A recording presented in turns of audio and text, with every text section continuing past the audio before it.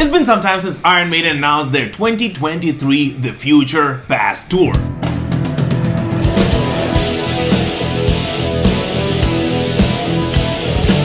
This announcement of course had us all freaking out, since it is no secret I love Somewhere in Time, and so do most of Iron Maiden fans. I love it! And looking at the band's response and communication since the announcement, it actually looks like Steve Harris and the team did not expect this kind of feedback from the Iron Maiden family.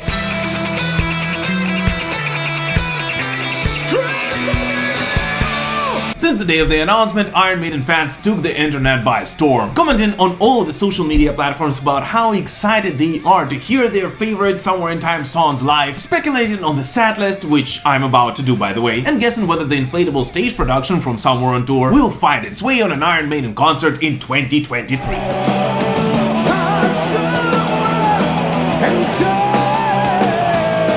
By the way, did you notice how the fans almost exclusively refer to the Past Future Tour as the Somewhere in Time Tour, almost forgetting that this tour will not only concentrate on the 1986 classic, but also on the band's latest studio release, Senjutsu. As most of the Iron Maiden fans noticed, the score tableau on the Future Past Tour announcement points at the equal 5-5 score between the Cyborgs and the Samurais, thus making many believe that in such way the band is actually hinting that they will play 5 songs from each of those albums, with a thought which I think is rather hard to disagree with.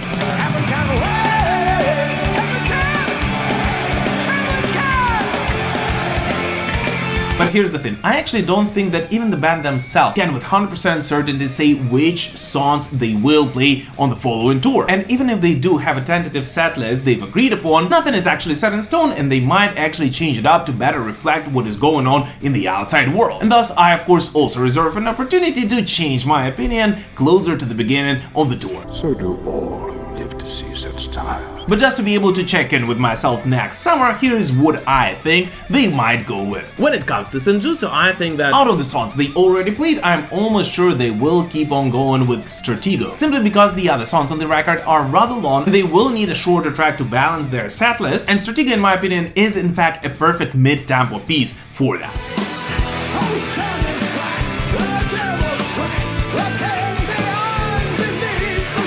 For some time I was also almost certain that they will drop the writing on the wall on that one, but they did actually kind of include it in the tour announcement, so now I'm just gonna say that for some reason I think that they will go either with the writing on the wall or Wasted Years from Somewhere in Time, but I actually don't see both of them appearing on that setlist. What? I'm also almost sure that they will perform the Death of the Celts live, and given everything we go through at the moment, we might actually hear The Darkest Hour as well.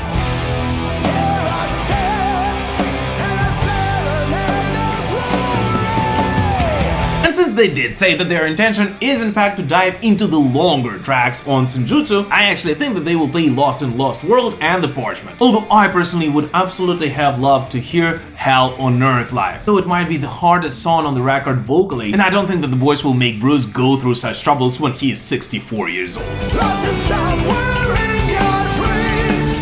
And when it comes to Somewhere in Time, I actually did not change my opinion since last time, so I'm almost certain that we will hear the songs that they have already performed live, those being Heaven Can Wait, Sea of Madness, Stranger in a Strange Land, and the title track Caught Somewhere in Time, or Wasted Years, depending on whether we will hear the writing on the wall or not.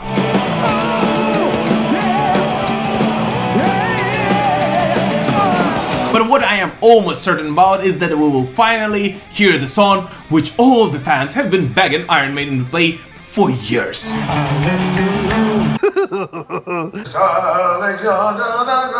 the other 5 or so songs will of course be the classic bangers, mostly from the 80s and almost certainly honoring the 40th anniversary of the band's 4th studio album, Peace of Mind.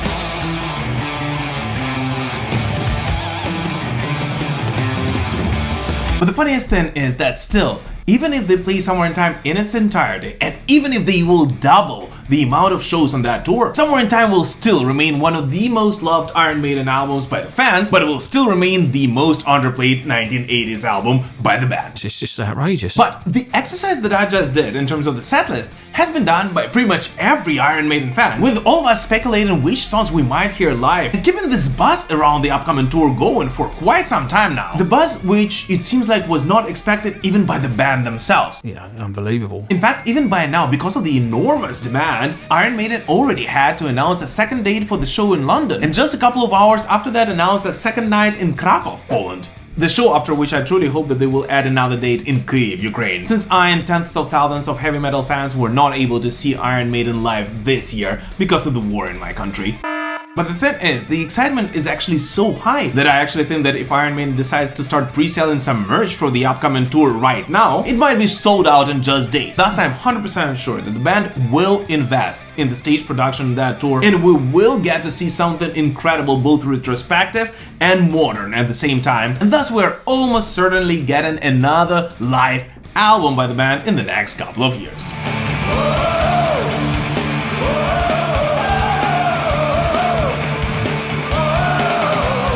But the craziest thing is that from everything that has been going on recently, it actually seems like the band never fully understood how much do Iron Maiden fans love Somewhere in Time and how much they long to hear the songs from that record live on stage. I honestly don't see any other logical explanation for the band largely ignoring this album for decades, except for it being an insane marketing strategy which has lasted for years just to build anticipation for this tour. And by the way, which songs from those two albums do you think they will play live on the Future Past tour? And did you get the tickets for the upcoming tour, or are you waiting for more dates yet? Please let us know in the comments. As always, thank you so much for watching this short video, guys, and we will prevail. Slava Ukraini!